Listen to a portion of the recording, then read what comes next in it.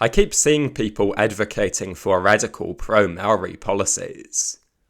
Whether or not these policies are actually pro-Māori is debatable, but that is not what I want to speak about here. I want to speak about the seriousness of these proposals. These radical pro-Māori policies that I keep seeing people advocate for.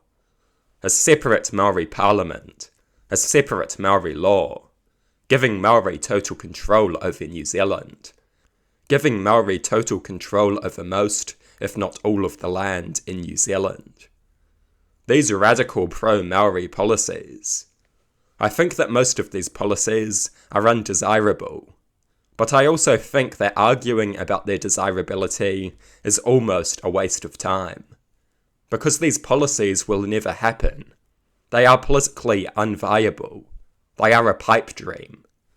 They will never receive the level of popularity needed for such radical policies to be introduced. They will never receive the broad public support that they would need to be implemented. Politically, these policies are just completely unviable. They have no potential for broad public support. They are not serious proposals. Major constitutional and economic policies like these can never be achieved without massive public support. That level of public support will never be secured because these policies are not even remotely appealing to the average person, and they never will be. Even many Māori find these policies to be laughable. You will never get the average Pakeha to back them. And if you cannot get the average Pakeha to back them, they have no political future. Because Pakeha are the majority, and they hold disproportionate power on top of that. These extreme pro-Māori policies will never happen. Modest co-governance and Māori names for government departments provoked major backlash. Do you seriously think there is any prospect of totally restructuring New Zealand around Māori interests? That is just delusional. I am all for idealism, but at a certain point you have to be realistic and pragmatic. Otherwise you will never achieve anything. The recently elected right-wing coalition constantly criticised modest pro-Māori policies, and they were rewarded with a strong electoral victory. And now some extremists have convinced themselves that radical pro-Māori reforms are probable, if not inevitable. It is just delusional.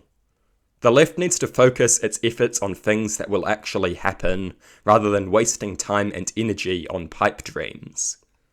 I am not saying that we should never do things that are unpopular. I am not saying that we should be purely pragmatic. I am not saying that we should never promote radical policy.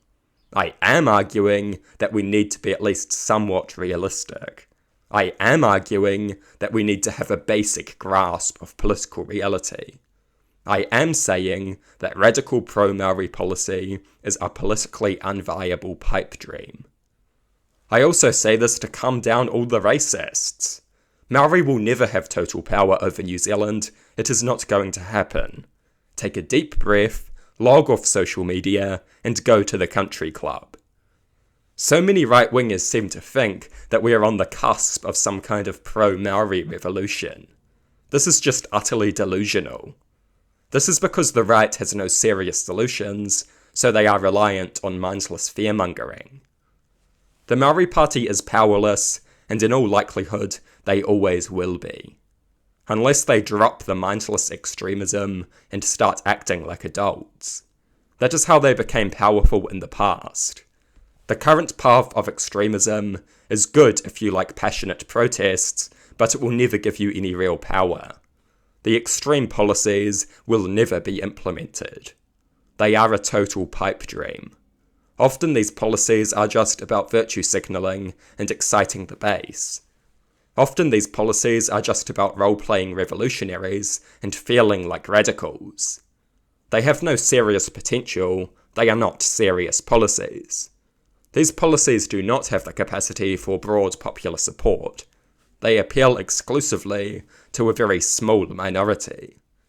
Countless Māori reject these policies. They are not popular at all, and they lack the potential to become popular because they are by their nature only appealing to extremely small groups of radical activists. Extreme Maori nationalists and white guilt-stricken liberals. One of the many reasons why I favour class-based solutions to inequality is because these policies are politically viable. They have the capacity to mobilise broad support. They are broadly appealing to people. And they benefit Maori massively because Maori are disproportionately poor.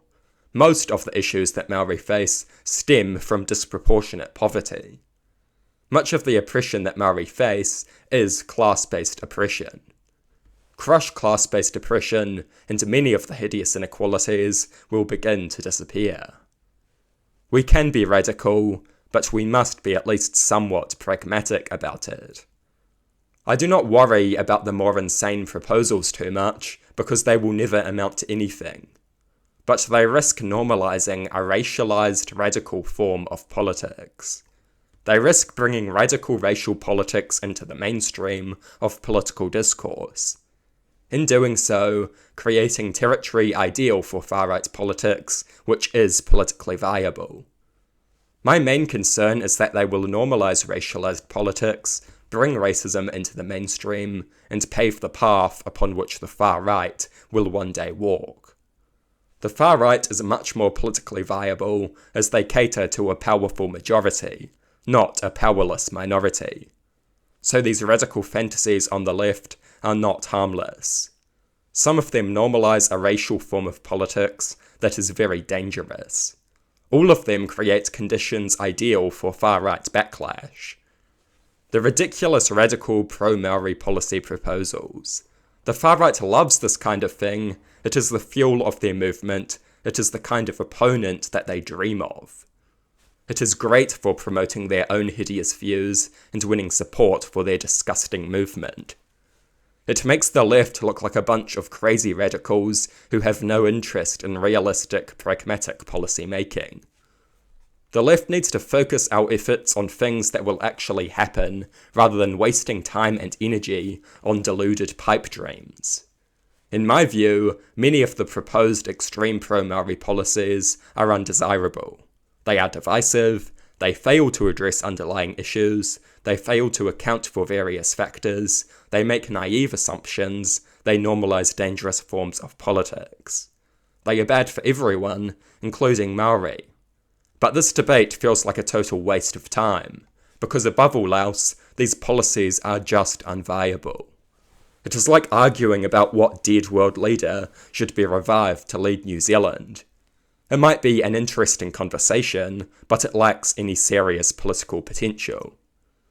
We need to focus on practical pro-Māori policy that is politically viable. Putting an end to poverty would be a good start, because radical class-based policy does have the potential for broad public support. We must adopt practical strategies for eliminating the grotesque inequalities that plague our society. We must abandon the radical fantasies that will never amount to anything. The radical fantasies that serve only to make the left look deranged and idiotic. We must abandon these radical fantasies.